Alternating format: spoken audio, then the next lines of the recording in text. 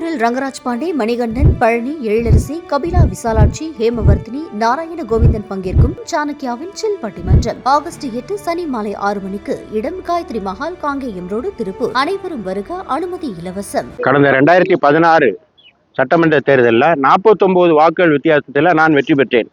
என்னை எதிர்த்து போட்டியிட்ட திரு அப்பாவு அவர்கள் சென்னை உயர்நீதிமன்றத்துக்கு ஒரு வழக்கை தாக்கல் செய்தார். அதாவது அந்த தேர்தலை ரத்து செய்யணும், கடைசி 3 ரவுண்டு எண்ணிக்கையில முறைகேடு நடந்துச்சு, அப்புறம் 203 வாக்குகள் செல்லாதுன்னு நிராகரிக்கப்பட்டிருக்கிறது, அதை விசாரிக்கணும்னு சொன்னாங்க. சென்னை உயர்நீதிமன்றம் என்ன சொல்லுச்சுன்னா, அந்த 203 வாக்குகள் ஏன் நிராகரிக்கப்பட்டது என்றதுனா அப்படின்னா, அது மிடில் ஸ்கூல் ஹெட்மாஸ்டர் தான் அதில் அட்டஸ்டேஷன் பண்ணாங்க. Middle school headmaster gazetted officer இல்லை, இதுதான் சட்டம். ஆனால் சென்னை உயர்நீதிமன்றம் என்ன சொல்லுச்சுன்னா, அந்த 3 ரவுண்டையும் திருப்பி என்னன்னா மிடில் ஸ்கூல் ஹெட்மாஸ்டர் அட்டஸ்டேஷன் பண்ணலான்னு ஒரு தீர்ப்பை கொடுத்தாங்க, இடைக்கால தீர்ப்பு. நாங்கள் என்ன சொன்னோம்னா, அதை கடைசியாக முடிவு பண்ண வேண்டியது சுப்ரீம் கோர்ட்டு. எனவே சுப்ரீம் கோர்ட்டு அதில் தலையிட்டு ஒரு தீர்ப்பை அளித்த பிறகு இதில் முடிவெடுக்கலாம்னு சொன்னேன். ஏன்னா இன்ட்ரீம் ஆர்டர் தான் கொடுத்தாங்க. அதை சென்னை உயர்நீதிமன்றம் ஏற்றுக்கொள்ளாதனால நான் உச்சநீதிமன்றத்தை அப்பொழுது நாடினேன். 2018 நாடினேன். உச்சநீதிமன்றம் என்ன சொல்லுச்சுன்னா, அந்த வாக்கு எண்ணிக்கை நடைபெறட்டும், ஆனால் அதனுடைய முடிவுகளை அறிவிக்கக்கூடாதுன்னு சொன்னாங்க. அப்போ வாக்கு எண்ணிக்கை நடைபெற்றது. அந்த மறு வாக்கு எண்ணிக்கை இந்த 3 ரவுண்டுக்கும் நடந்தது. அந்த மறுச்சு வாக்கு எண்ணிக்கையிலேயே மீண்டும் நான் தான் வென்றேன். ஆனா அந்த 203 வாக்கு செல்லுமா செல்லாதாங்கிறதான் கேள்வி. அது உச்சநீதிமன்றம் முடிவு செய்து கொள்ளட்டும், சென்னை உயர்நீதிமன்றம் அதை நிறுத்தி வச்சிருந்தாங்க. இந்த வழக்கு உச்சநீதிமன்றத்தில் நிலுவையில் இருக்கும்போது இடையில கொரோனா வந்துச்சு. 21 தேர்தல் நெருக்கத்துல திரு அப்பாவு அவர்கள் ஒரு அவசர மனுவா இதை விசாரிக்கணும்னு ஒரு பெட்டிஷன் போட்டு ஃபைனல் ஹியரிங்க்கு எடுத்துக்கொள்ளப்பட்டது. ஃபைனல் ஹியரிங் சமயத்துல நாங்க ஒரு வாதத்தை வச்சோம். ஆனால் அதாவது அந்த மிடில் ஸ்கூல் ஹெட்மாஸ்டர் கையெழுத்து போட முடியாதுன்னு சொல்றதுக்கு ஆதாரமா எங்களுக்கு ஒரு பாயிண்ட் இருக்கு. என்ன பாயிண்ட்னா, 21 தேர்தல் ஆணையம் ஒரு ஜிஓ போடுது. அந்த ஜிஓல என்ன சொல்றாங்கன்னா, மிடில் ஸ்கூல் ஹெட்மாஸ்டரும் கையெழுத்து போடலான்னு ஒரு ஜிஓவை 2021 கொண்டு வராங்க. அப்படின்னா என்ன அர்த்தம்? 2016 அவங்க கையெழுத்து போடுறதுக்கு அதிகாரம் இல்லாமல் இருந்தா தானே புது ஜிஓ போட்டிருப்பாங்க. அப்ப 2016 அவங்க கையெழுத்து போடாத செல்லாது தானே. எந்த பாயிண்ட ஆர்கியூ பண்ணோன்னே அந்த உத்தரவு தர்ற நேரத்துல அவங்க அந்த வழக்கு விசாரணைய வாய்தா கேட்டு 3 தடவை போனாங்க. இது ஆர்டர்ல இருக்கு. எனவே கோபமுற்ற உச்ச நீதிமன்றம் 3 தடவை அவங்க ஹியரிங்க்கு வராதனால எனக்கு கொடுத்த இடைக்கால தடையை அதை நிரந்தர தடையாக மாற்றி அந்த SLPய சிவில் அப்பீலா மாத்திட்டாங்க. உங்களுக்கு தெரியும், சிவில் அப்பீல்ங்கிறது அட்மிட் ஆனா அந்த வருஷம் வரும்போதுதான் வரும். அப்படி இருந்த நிலையில கடந்த மே மாதம் இந்த வழக்கு மீண்டும் விசாரணைக்கு எடுத்துக்கொள்ளப்படும். இதுக்கிடையில 2 தேர்தல் முடிஞ்சு போச்சு. விசாரணைக்கு எடுக்கும்போது நீதிபதி என்ன சொன்னார்னா, இந்த வழக்குல இன்பதுரையுடைய தவறு என்ன, இது கரப்ட் பிராக்டிஸ் கேஸ் இல்ல, தேர்தல் முறைகேடு வழக்கு இல்ல. நான் ஏதாவது சொத்தை மறைச்சேன் அல்லது பணம் கொடுத்து வாக்குகளை வாங்கினேன் அல்லது ஏதாவது வழக்குகளை என் மேல இருக்க தண்டனை வழக்குகளை மறைச்சேன்னு இல்லை இல்லையா. அப்ப கரப்ட் பிராக்டிஸ் கேஸ் இல்லைனால 2 தேர்தல் முடிஞ்சு போச்சு. இப்போ இதை விசாரிக்க வேண்டிய அவசியம் என்ன? எனவே இந்த வழக்கு நீர்த்து போச்சு, இன்ஃப்ராக்சர்ஸ். அதனால நாங்க இந்த வழக்கை முடிச்சு வைக்கிறோம்னு ஒரு தீர்ப்பை கொடுத்தாங்க. சென்னை உயர்நீதிமன்றம் என்ன சொல்லுச்சுன்னா, நாங்க ஏற்கனவே போட்ட தீர்ப்பு நிக்குது தானே, அதுக்கு தடைன்னு எங்க இருக்கு, இல்ல, அதனால அது தெல்லாதுன்னு ஒரு தீர்ப்பை கொடுத்தாங்க. அப்ப அந்த தீர்ப்பு, அதாவது ஏற்கனவே அவங்க பிறப்பித்த இடைக்கால உத்தரவு இன்னும் உயிரோடு இருக்கிறது என்று சென்னை உயர்நீதிமன்றம் தெரிவிச்சது. அதனால யார் பாதிக்கப்படுறாங்கன்னா, நான் பாதிக்கப்படுறேன்.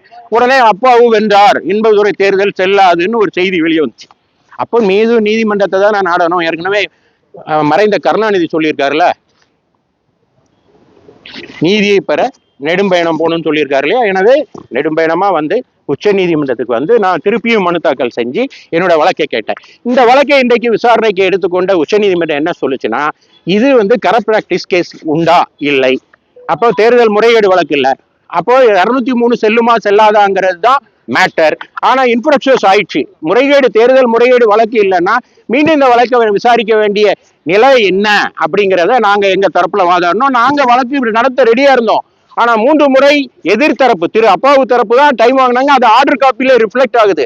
எனவே இந்த வழக்கை விசாரிக்க தேவையில்லை என்று உச்சநீதிமன்றம் ஏற்கனவே கொடுத்த ஆர்டரும் அதுல இருக்கு. இதெல்லாம் கருத்தில் கொண்டு ஒரு இடைக்கால தடையை விதிச்சிருக்காங்க சென்னை உயர்நீதிமன்றம். நான் தேர்ந்தெடுக்கப்பட்டு செல்லாதுன்னு சொன்னாங்க இல்லையா சென்னை உயர்நீதிமன்றம், அதுக்கு இடைக்கால தடை விதிச்சிருக்காங்க. இது இடைக்கால தடை இன்னும் எதற்காக வச்சாங்கன்னா, எதிர்த்தரப்பா கேட்கணும். இன்னைக்கு அப்பாவு தரப்புல ஆஜர் ஆகல, ஆகியிருந்தா இன்னைக்கே முடிவாயிருக்கும். ஆனா அவங்க தரப்பு வராதனால பிரின்சிபல் ஆஃப் நேச்சுரல் ஜஸ்டிஸ் படி எதிர்த்தரப்புக்கும் நோட்டீஸ் தரணுங்கிறதுக்காக நோட்டீஸ் ஆர்டர் பண்ணியிருக்காங்க. எனவே சென்னை உயர்நீதிமன்றம் எனக்கு எதிராக பிறப்பித்த என்னுடைய 2016 தேர்தல் செல்லாது என்ற உத்தரவுக்கு தடை விதிக்கப்பட்டிருக்கிறது. ஒருவேளை இந்த வழக்கு முடிச்சு வைக்கப்படும், ஏன்னா அது முறைகேடு இல்லைன்றதுனால. ஆமா, பொதுவா ஒரு அட்வொகேட்டா சொல்றேன், தேர்தல் முறைகேடு நடைபெற்ற அவங்க அந்த தீர்ப்பு வந்துட்டா 6 வருஷம் அவங்க தேர்தல் நிற்க முடியாதுங்கிறது தேர்தல் முறைகேடு வழக்கு. இது இந்த வழக்குல தேர்தல் முறைகேடே இல்லை. இதுல என்னுடைய தவறு என்ன இருக்கு? வாக்கு எண்ணிக்கை என்பது அவங்க கெசட்டட் ஆஃபீஸர் இல்லைன்னு நான் சொன்னேன். அதை ஏற்றுக்கொண்டு தேர்தல் ஆணையம் நான் வெற்றி பெற்றதை அறிவிச்சது. அது தவறுன்னு சென்னை உயர்நீதிமன்றம் ஒரு சர்டன் பாயிண்ட்ல ஒரு வியூ எடுக்குது. அதை எதிர்த்து சுப்ரீம் கோர்ட்டுக்கு வந்தேன். சுப்ரீம் கோர்ட் அந்த வழக்கை விசாரிச்சிருக்கணும். ஆனா விசாரிக்க தயாராகும் போது எதிர்த்தரப்பினர் வராததுனால அது சிவில் அப்பீலா கன்வெர்ட் ஆகி, அது ஏற்கனவே எஸ்எல்பி வந்து சிவில் அப்பீலா கன்வெர்ட் ஆகி அட்மிட் ஆகி பர்மனன்ட் இன்ஜெக்ஷன் கொடுத்துருந்தாங்க. அப்படி இப்போ இந்தியா முழுவதும் இது மாதிரி நிலுவையில் இருக்கிற வழக்குகள் எல்லாம் 2 எலெக்ஷன் முடிஞ்சுது, 3 எலெக்ஷன் முடிஞ்சுது, விசாரிக்க வேண்டாம், கரப்ட் ப்ராக்டிஸ் கேஸ்னா தான் விசாரிக்கணும், முறைகேடு வழக்குனா தான் விசாரிக்கணும். நான் ஏதாவது தவறு செஞ்சிருந்தா நான் மீண்டும் தேர்தலில் போட்டியிடாதவாறு அதிலிருந்து தப்பிக்க கூடாதுங்கிறது அந்த வழக்கை விசாரிக்கலாம். ஆனா இதுல என்னோட தவறு எதுவுமே இல்லையே. எனவே அந்த வழக்கை விசாரிக்கணும்னு அவங்க மீண்டும் அந்த வழக்கை முடித்து வைத்தார்கள். முடித்து வைத்தது உச்ச நீதிமன்றம், நான் கேட்கல. அப்போ ஹைகோர்ட் என்ன சொல்லுதுன்னா, ஏற்கனவே நாங்க போட்ட உத்தரவு அப்ப என்ன ஆகும், அதுக்கு ஒரு ஸ்டே கேளுங்க என்று சொன்னதன் பேரில் நான் வந்திருக்கிறேன். இப்போ அதுக்கு ஸ்டே ஆயிடுச்சு. எனவே இந்த வழக்கு இறுதி இதை எட்டும் போது யார் கெசட்டட் ஆஃபீஸர் அப்படின்னு முடிவெடுக்கணும். அப்போ கெசட்டட் ஆஃபீஸர் யாருன்னா யார் வேணாலும் கையெழுத்து போடலாம், அட்டஸ்டேஷன் பண்ணலாம் அப்படிங்கிறது எப்போ இருக்குன்னா 2021 தேர்தலுக்கு பிறகுதான் அப்படி ஒரு ஜியோவை தேர்தல் ஆணையம் பிறப்பிச்சிருக்கு. அப்ப 2016 அப்படி ஒரு ஆணை இருந்திருந்தா புதுசா பிறப்பிக்க வேண்டிய அவசியம் இல்லைல்ல. அப்ப 21 தான் பிறப்பிச்சிருக்காங்க. அப்ப 2016 எல்லாரும் கையெழுத்து போட முடியாது. அதாவது B grade officer cannot be a gazetted officer. அவங்க கையெழுத்து போட்டால் அது செல்லாது. அதான் என்னுடைய வழக்கு. எனவே இந்த வழக்கு இப்பொழுது தடை விதிக்கப்பட்டிருக்கிறது.